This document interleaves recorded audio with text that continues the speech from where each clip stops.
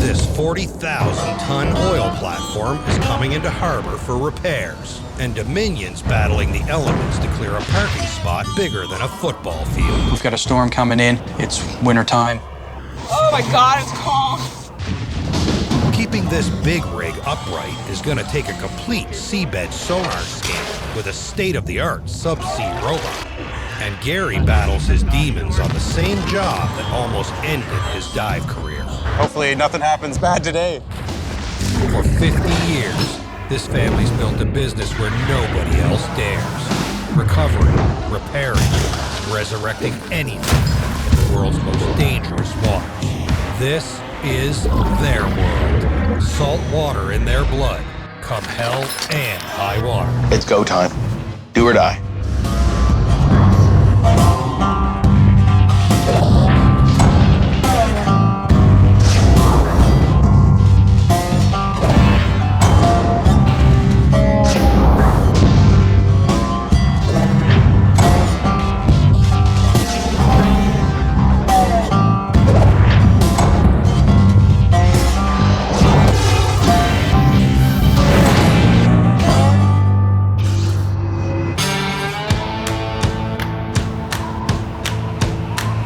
Winter is bitter cold on the North Atlantic, but Halifax Harbor is busy year-round.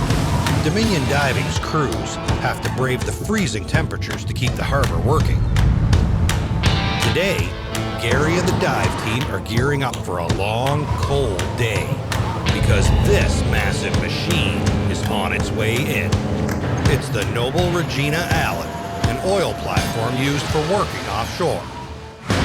It's the size of a floating skyscraper, with accommodations for more than 100 workers. It just finished a 2-year tour of duty taking apart a natural gas operation. When it's working on a job, the Noble Regina Allen has the potential to bring in hundreds of thousands of dollars each day. Now it's due for 2 months of repairs before it goes out on its next job. And its owners want to make sure nothing bad happens to their 40,000-ton moneymaker. Once the big rig arrives in Halifax Harbor, it's going to put down roots at a repair wharf. It's called a jack-up rig because these 150-meter legs lower to sit on the ocean floor. And the working platform jacks itself up above the waterline. The legs are up in the air and physically jacks down and touches bottom. Jack-up rigs have feet called spud cans, each ending in a sharp spike to pin the oil rig in place on the ocean floor. But anything on the bottom, like scrap metal or other debris, threatens the rig and everyone aboard. The potential is for damage to the underneath of the spud cans or to the legs. So if they jack down on the bottom that's unsuitable, or if there's debris down there, then that could be an issue and cause some damage. Lives are on the line. When a piece of underwater debris punches through the spud can, it can crumple the entire rig, causing it to collapse. In one 10-year period, offshore jack-up accidents killed 69 workers and injured 1,400 more.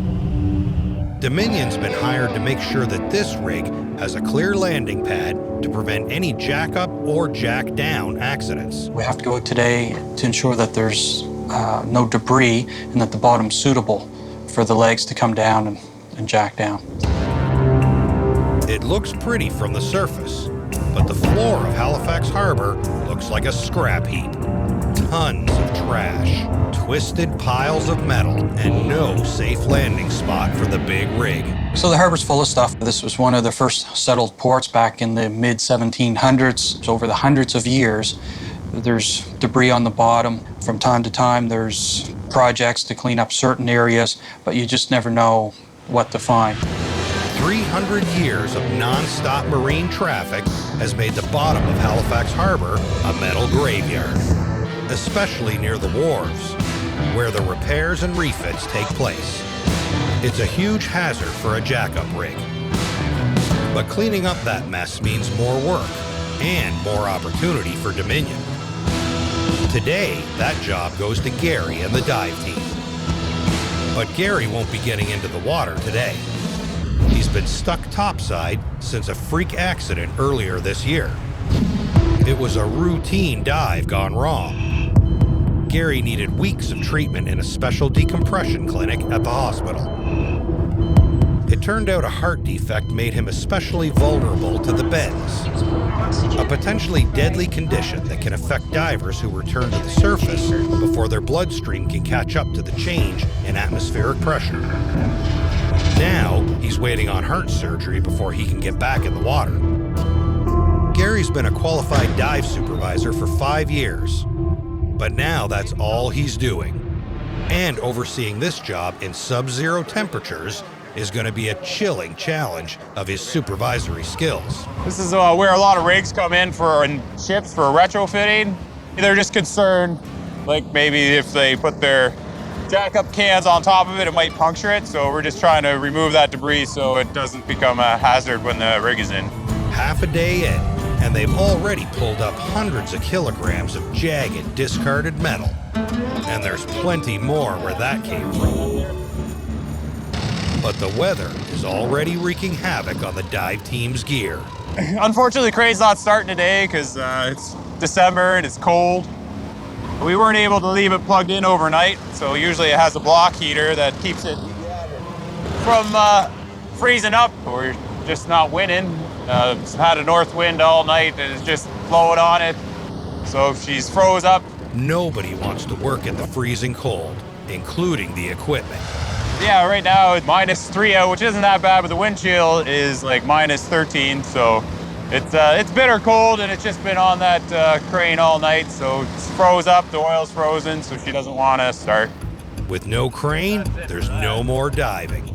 It's the muscle that makes this job even possible. Divers can't haul up scrap like this on their own. Yeah. Divers Guillaume and Christian are happy to get out of the cold. But it's more headaches for Garry.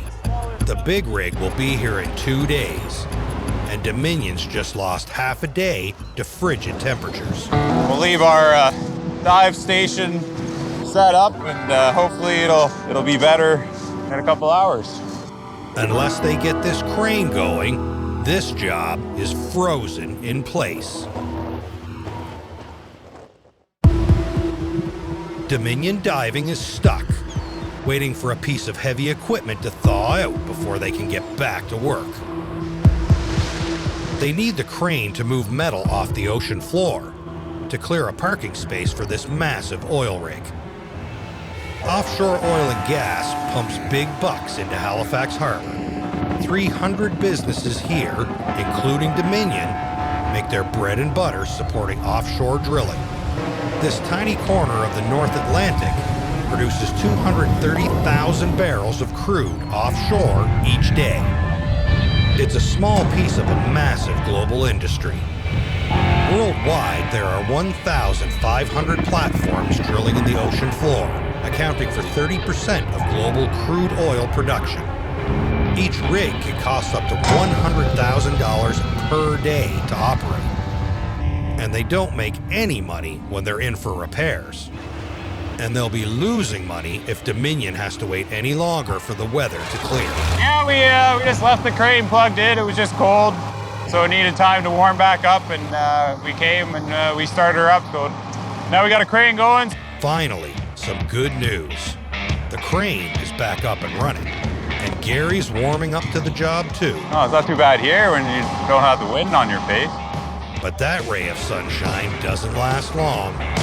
Another cruise brought in a barge and muscled their way into Garry's parking spot. That's got Garry hot under the collar.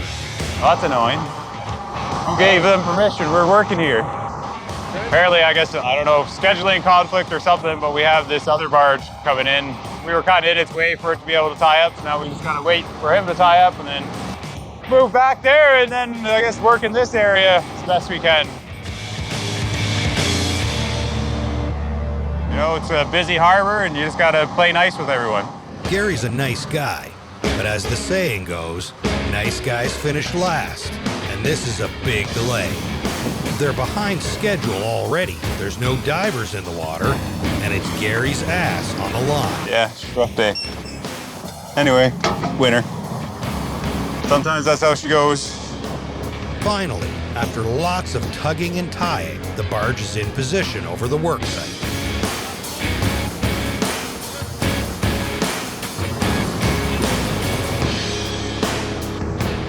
But it's already 2 p.m. Now we can get in the water and go find some junk. They're just getting started. But Gary's already at the end of his rope. This day has just been a rough day because our time's limited to get this job done, and it just seems to be everything against us right at the moment. And to make matters worse, they're racing against the sun. In the winter, on the North Atlantic, the sun will set at 4:30. I don't think we'll be diving much past dark because it'll totally kill the production of the job we're trying to do, so I don't think it's really worth it. Gonna work very well for what we're doing here, trying to find stuff on bottom. You need ambient light to be able to actually find stuff better.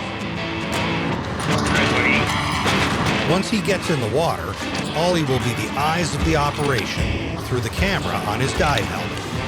But he needs Gary's guidance from up above. They scouted the site with a remotely operated vehicle and created a map of the junk on the ocean floor. So just look to your south if you can kind of tell by looking up where the barge is. It should be coming down that way.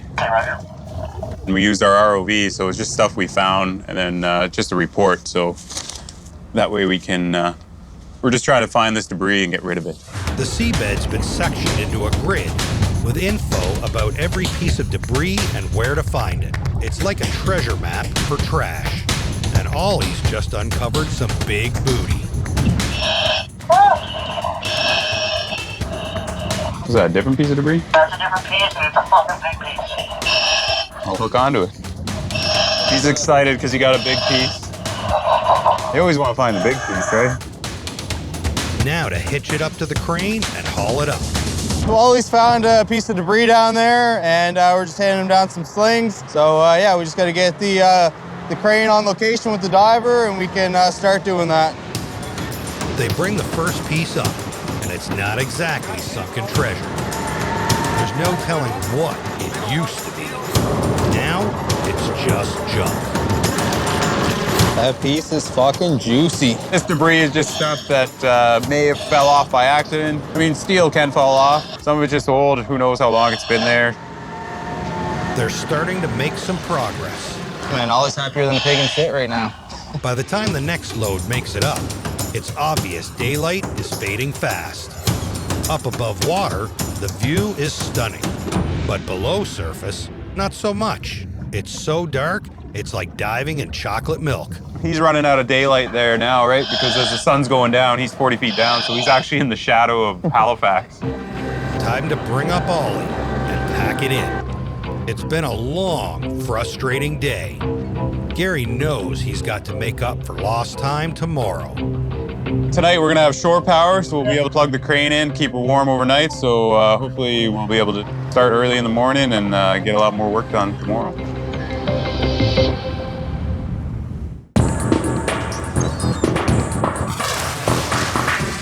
When the sun rises on Halifax Harbor, Dominion's dive team is already at work on day 2 as underwater garbage men, clearing the landing pad for a massive oil rig. The crane fishes debris out of the water.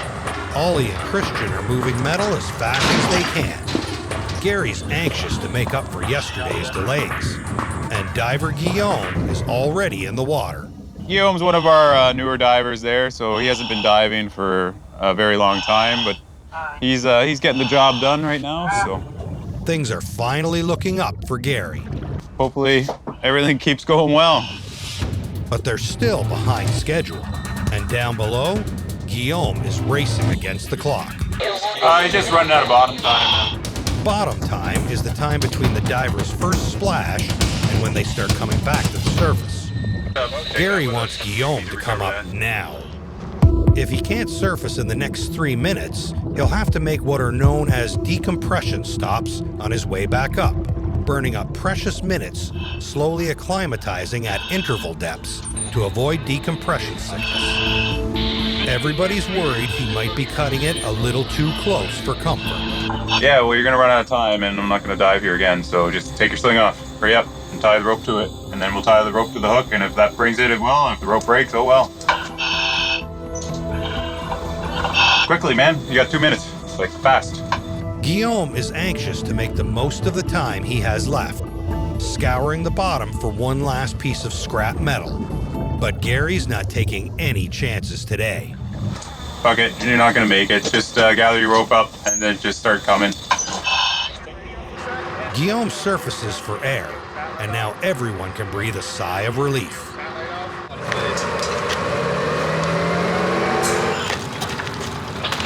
Divers operate on a buddy system, and it's up to Ollie to see whether Guillaume made it up okay. Air's off. Roger, air's off. For a sec. There you go. How you feeling? How did diver report? I'm good. Diver reports well. Roger that. Hey, Gary, diver reports well. Yeah, now we got her. Once he knows Guillaume's okay, Gary's mind is back on his metal, and the pile on board is getting pretty big. But there's still plenty of trash to fish out of here before the big rig can land. We got everything here at the south area, and we got everything up at the north area, but we haven't got into the middle. My original plan was just to keep working south, but that barge came in yesterday, so kind of threw a little wrench in my plan. This barge, that muscled onto their spot yesterday, is still a thorn in Gary's side. Sometimes you just got to adapt, so we'll just go to the middle now instead of coming down from the north. So Gary's got to move around it to get to the last section of the grid. But Dominion's barge doesn't have power to move on its own. And the tugboat's nowhere in sight. We have our diver pulled out of the water now, and we are ready to move the barge whenever you guys show up. All Gary can do is wait and watch the minutes tick away. The big rig lands here tomorrow, and they gotta clear out the last quadrant before sundown. When the tug arrives, it's a full-on blitz to get the job done. To work around the bigger barge, they're going to have to tie themselves up to it. Tugboats don't just tug. They're small but mighty and push and prod the barge into position. Everybody's got a part to play in this two-barge ballet. Ready? Dominion's divers are also expected to be top-notch deckhands who can get the barge lashed up and secured in place without wasting any time. Finally, they're in the right spot to clear the last section of underwater debris. We're up alongside the barge that came in yesterday, so this is the mid area of the area we need to look at. So we'll have to, I think kind of sucks is we'll have to go underneath and see. Hopefully there's nothing super large under there. Now Christian's gearing up for one last scrap metal sweep. Gary watches from the dive trailer. Yeah, go ahead. Down below, it doesn't take Christian long to find more jagged metal. Finding all the goodies. He piles every last bit of it into the basket. So the basket's free and clear. We're gonna bring it up to surface. To bring up one last load from Davy Jones' locker.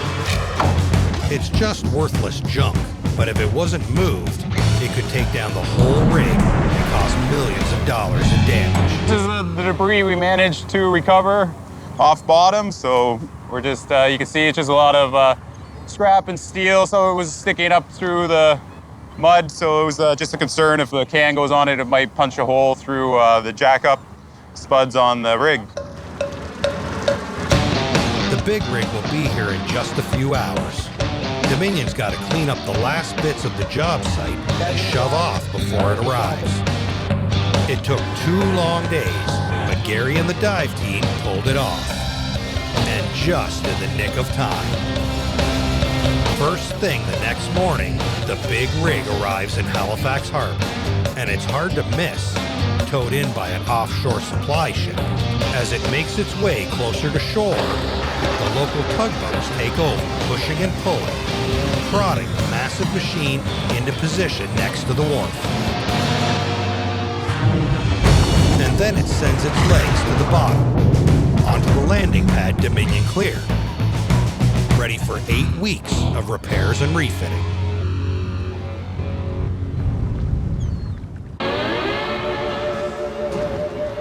Dominion HQ at the crack of dawn, 2 months after the arrival of the big rig.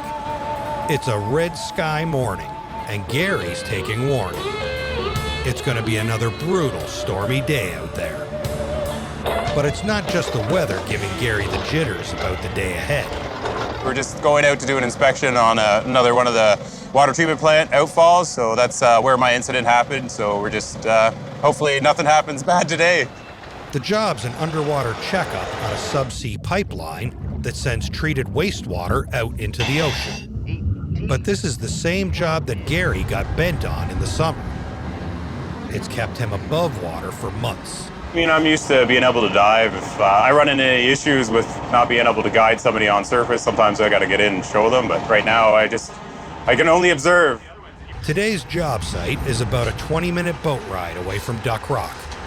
They've got to inspect an underwater pipeline that leads from the sewage treatment plant to a set of water diffusers that slowly and safely release treated sewage water back into the harbor.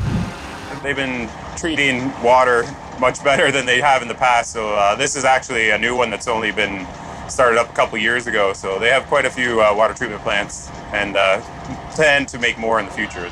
But first, they got to find the pipeline. We're just rolling up here to the Eastern Passage water treatment plant. So yeah, I guess we'll start inshore and work our way out. There's a buoy floating there, so it's probably part of your pipeline. We'll anchor and then we'll have a look. The dive team's basically the underwater plumbing team today, and it's a dirty job.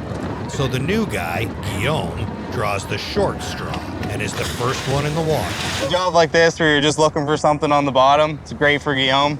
But as Guillaume bobs around the buoys, he can't find anything. The pipeline, it's probably like just buried with rock. Can you tell at all, or? The idea is to find it in the shallow water near the shore and then follow the pipeline out to the diffusers. Right now, the visibility is really poor. But even in water that's barely above Guillaume's head, he can't find anything. The buoys don't seem to mark the pipeline like I thought they did. Now, Guillaume needs to find the pipeline by sight alone. Yeah, I'm sorry, man. I don't have any GPS coordinates, so we're just supposed to find it. To make matters worse, when the pipeline was installed, it was intentionally buried underneath rocks to protect it. Guillaume could be standing right on top of it and not even know it. So it's like there's a pile of rock there, and it just keeps going like offshore. Yeah, there's a bunch of boulders there. After nearly an hour of crisscrossing the shoreline, searching for the sewage outfall, they're out of luck. Can't find the pipe. Garry's totally fed up. When stuff's buried underwater, it's not the easiest thing to find. Yes, I wish I could get down there and look for it myself. They've got one job, find this pipeline, but so far, they ain't found nothing. Once again, Garry needs to rally his team to make sure the harbor they all rely on is safe and clean before this sewage situation gets any messier.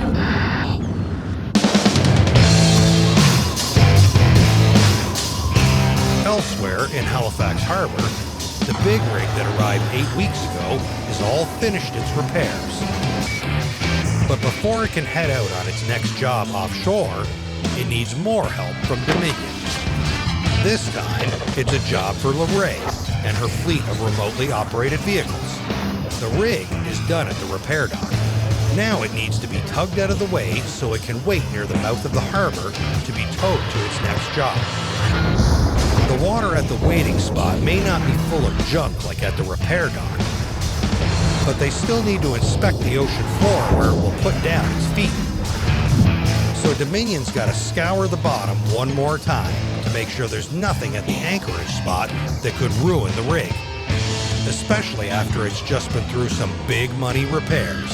This time, they're taking a high-tech approach. So Jake and Lorraine will take the Chinook out and have a look. They'll do 360-degree sonar searches. And then if they find any contacts, they'll have to go out and fly out to these contacts and visually identify what the contacts are. It's a complicated job, and if they miss anything, it'll be a disaster. So Lorraine's co-pilot, Jake, has got a plan. There's a 250-meter area around that center point.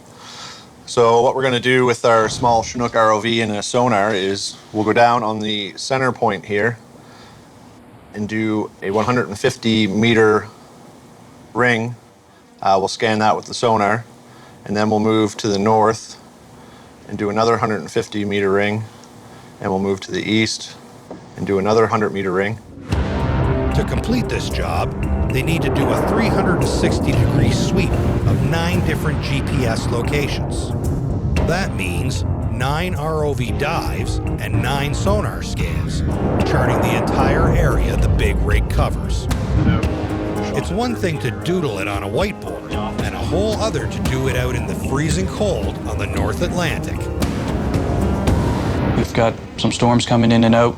It's wintertime, Nova Scotia.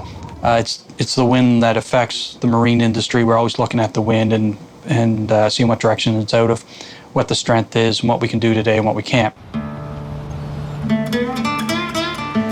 Stormy seas need an experienced hand, and on today's job, the boat will be piloted by Dominion's most seasoned veteran, Herbie. He's been working at Dominion almost since day one. Back then, things weren't so high-tech. And this morning, Herbie's having trouble with the computer hardware. He's lost an important piece of the GPS system. And it looks like Jake just found it. I think Herbie forgot something.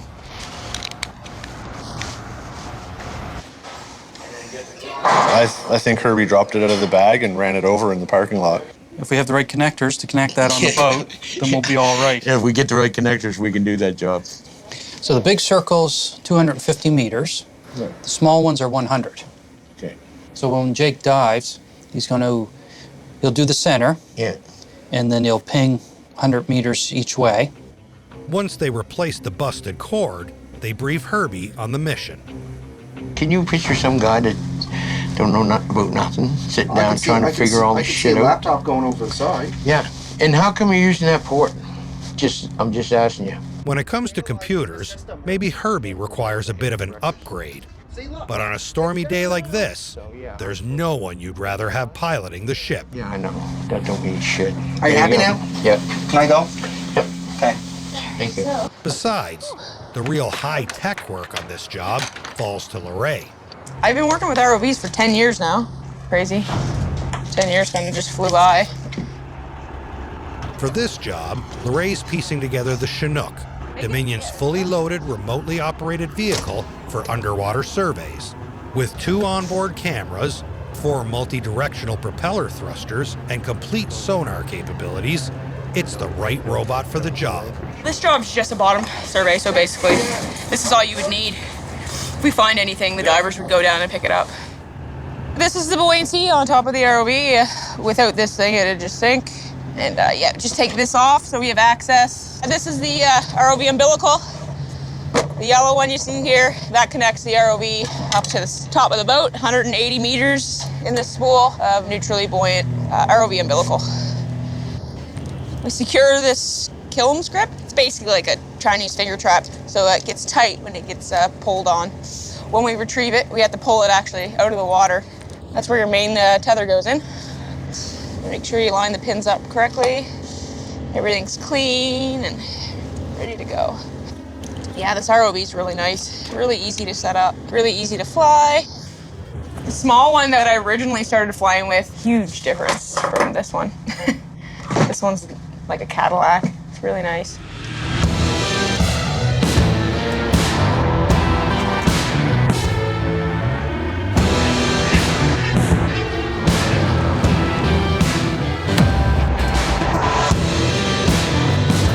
There's no pleasure boats out on a day like this, but Herbie's made his living on this harbor for 50 years, so he knows these waters like the salty sea dog he is. The bad weather above the surface won't affect visibility for the ROV. Getting there is the hard part. With all the snow and fog, it's like piloting through a pane of frosted glass. But there's no missing this thing, the big rig, awaiting the results of this survey, so it can get out of Halifax and back to making money for its owners. It's a half hour at full steam to get to the mouth of the harbor. Once they get over the job site, it's time to drop anchor so they can get to work. The survey will take most of the day in freezing weather. A slow, thorough, and systematic inspection, starting the moment the Chinook hits the water. They've got a long, cold day ahead of them. The dive team is scouring the shoreline for a water treatment pipeline that was supposed to be in one place, but is actually nowhere to be found. For dive supervisor Garry, it's kind of like reliving his worst nightmare. He got bent doing this exact job 5 months ago. So this time, he's stuck overseeing the operation from above the water. Lay out slack so we're not hanging on the cable. You're working with these guys every day. You definitely form some sort of bond with them. And to see someone get hurt like that, it's scary, especially when you know you're the next guy to get in the water doing the exact same thing. But I mean, it's good to see Gary's back out and working with us, so that's a bonus. It's just, it's one of those weird things, man. We did everything right and something still happened, so you never really know what's gonna happen.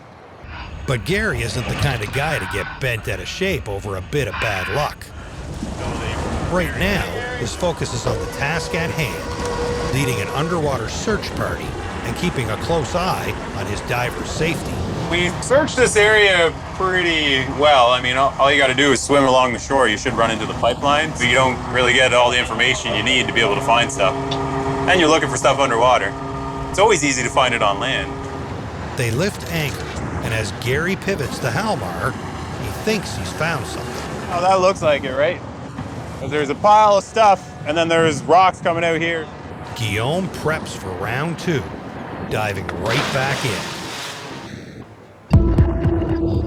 Underwater, he finds the rocky mound protecting the pipeline. But then, he loses track again. Gotta be here. It comes out of that building, and I know that. So the pile of rock ended, or did you just get dragged off of it? It comes out for a bit and then just disappears. The longer this takes, the worse the weather gets.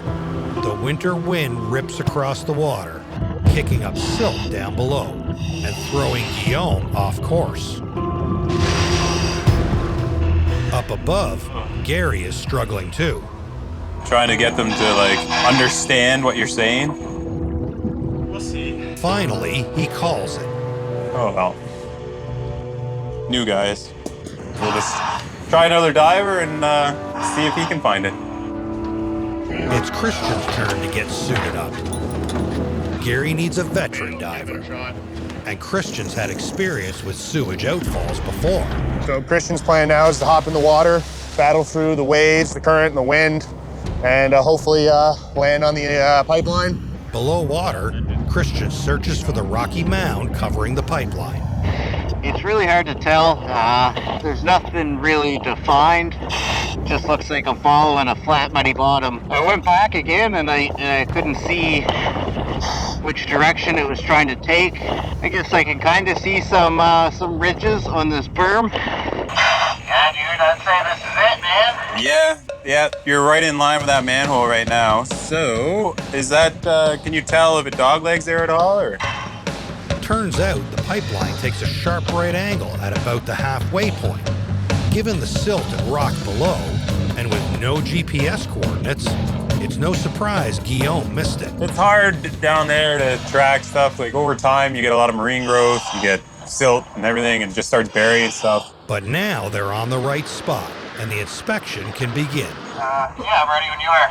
All right, gonna start her up.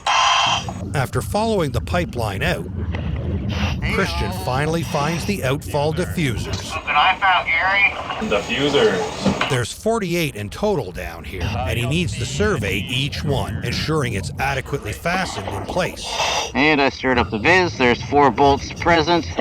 And that the outfall flow is consistent. Flow feels consistent and good, same as the last one. These diffusers may seem gross to the divers, but marine life love them. Bolts are present. Once Christian's done with the inspection, Gary's got one more job for his dive team. We just gotta drop some buoys. Should make this much easier. The weather is downright unbearable as Ollie suits up for the last part of the job. But Garry knows it's always best to leave the job site better than the way you found it. After all, the next time they're here, Garry may be fully recovered, and then he'll be the one diving into the deep end. The dive squad may be calling it a day, but out at the entrance to the harbor, Lorray, Chinook, and the rest of the ROV team are just getting warmed up. They've completed 3 of the 9 ROV flights to map the area where the big rig will land. They've been at it for 3 hours, in winds that make it feel like 20 degrees below freezing. Oh, it's cold! Each flight of the ROV follows the same sequence. Corey works the winch, raising the anchor off the seabed. Herbie navigates Dominion's boat into position. Lorray tosses Chinook into the water, and the next phase of the inspection begins. So far, they haven't found anything. And that's exactly what everyone is hoping for. A clean foothold for the big rig's spud cans. We haven't found anything. It's good. Thanks for a boring survey. We're not done though, so I don't want to jinx it. They've only surveyed 1/3 of the total area so far.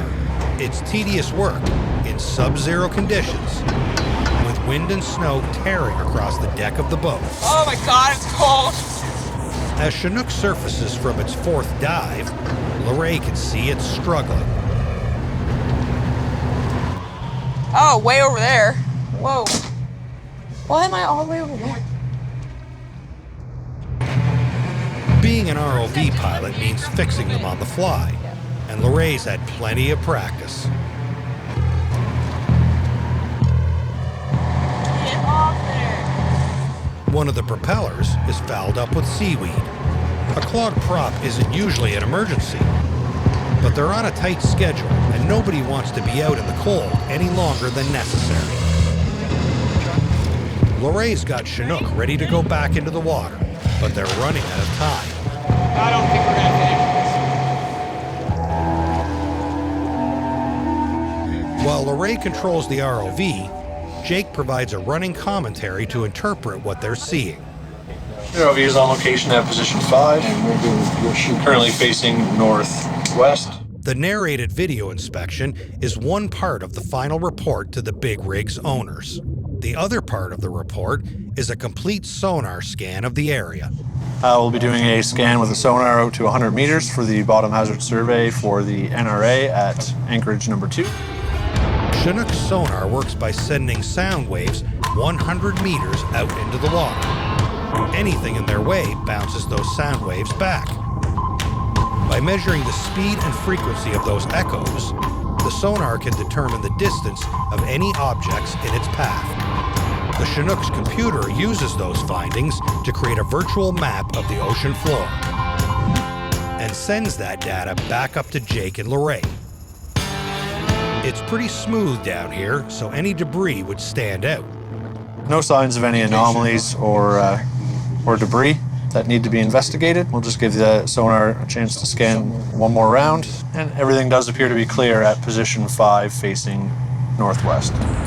Now they've got to repeat the process 3 more times for a complete 360 scan of this location. But on Chinook's way up to the surface, it hits a major snag. Looks like over. Whoa, my umbilical's wrapped around that, where the 2 ropes are tied together. The umbilical is the master cord that provides power to Chinook and sends information back to Jake and Lorray. It's sensitive, fragile, and expensive, with fiber optic and electrical cables bundled inside. And right now, it's all tangled up. It happens. Sometimes you just don't see where you're going. Lorray works the joysticks like an old-school arcade wizard. She's got to pilot Chinook through a mess of wires and rope. And any damage she does to the cord could leave Chinook powerless and lost on the ocean floor. Finally, Lorray manages to pilot her ROV back to the surface.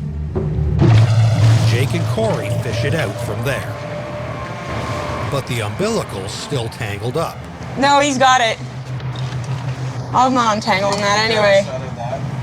Look at that mess. It takes half an hour, but they finally get Chinook untangled and back in the water. They just lost more valuable time. Nobody's going home early tonight. Hi, I have an appointment today at 5:30, and I was wondering if there was anything later available.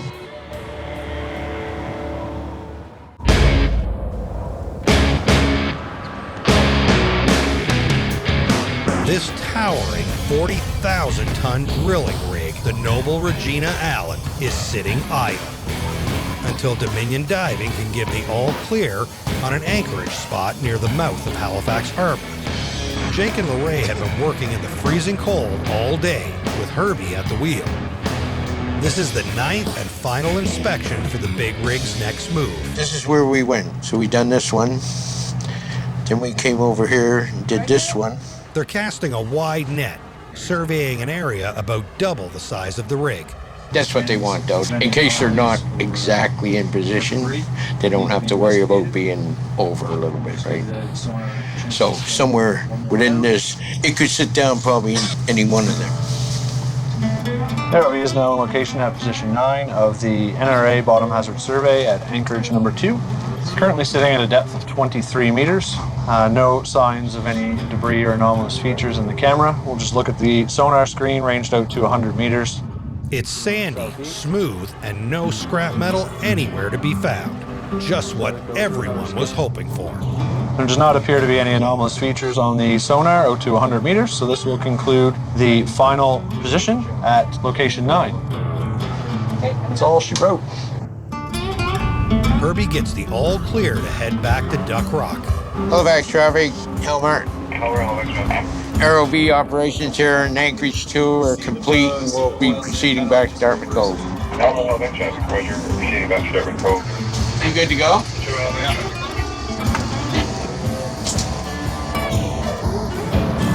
The seabed scan is complete. Dominion's crew can head home. And as soon as Lorraine finishes the report, the rig can shove off from the repair dock. Because of that survey that we just did, that rig is now able to make its move to anchorage number 2. We're not too sure when it's going to be leaving. Could be as little as 24-hour notice. Turns out it's even less than that. The client just emailed looking for the report, wanted a time frame on the delivery. They want the report right away. The rig can't leave the dock until they get it. Lorraine's long day is turning into a late night. So I'm just gonna need a little hand putting it all together. What we'll do is we'll get you on the computer over there. First thing you're going to do is go through the video. We'll have to label the video for each location that we did, right? We didn't have any anomalies, so we don't have to take screenshots of anything and label what it is or the size of it or anything. So that's pretty easy. Then we'll look at typing up the report, where we were, what we were doing, what we accomplished. Right. And that's it. Okay.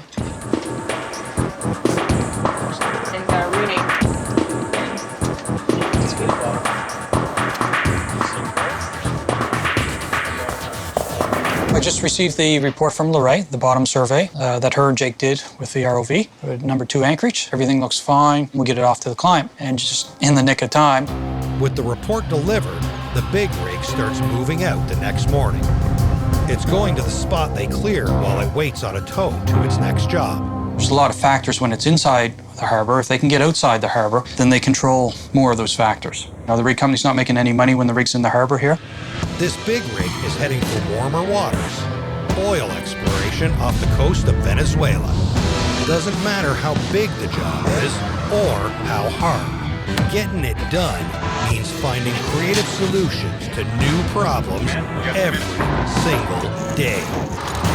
For the men and women who work on this harbor, from the days of rust to the days of robots, doing whatever it takes is what it takes to call yourselves the Lords of the Ocean.